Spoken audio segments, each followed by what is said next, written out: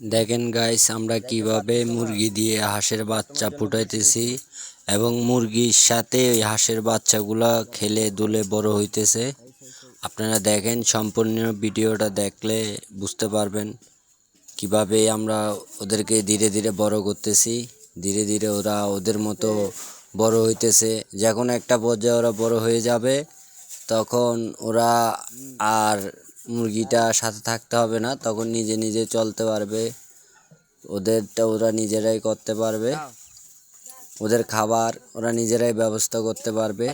একটা সময় যখন বড় হয়ে যাবে তখন অনেক ছোট ছোট, তার জন্য ওই যে মুরগিটার মাধ্যমে আমরা এই বাচ্চাগুলোকে ফুটাইছি, সে মুরগিটার সাথে আছে। আর তারা বুঝতেছে এটাই ওদের মা, আর ওদের মা মনে করে ওই মুরগির সাথে ওরা একসাথে থাকতেছে, চলতেছে।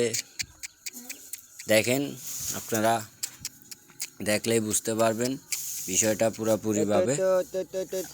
আর আপনারা চাইলেও এভাবে মুরগি দিয়ে হাঁসের ডিম দিয়ে হাঁসের বাচ্চা ফুটাতে পারেন মুরগির মাধ্যমে।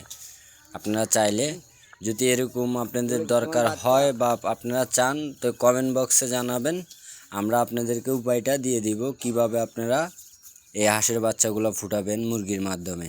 ধন্যবাদ।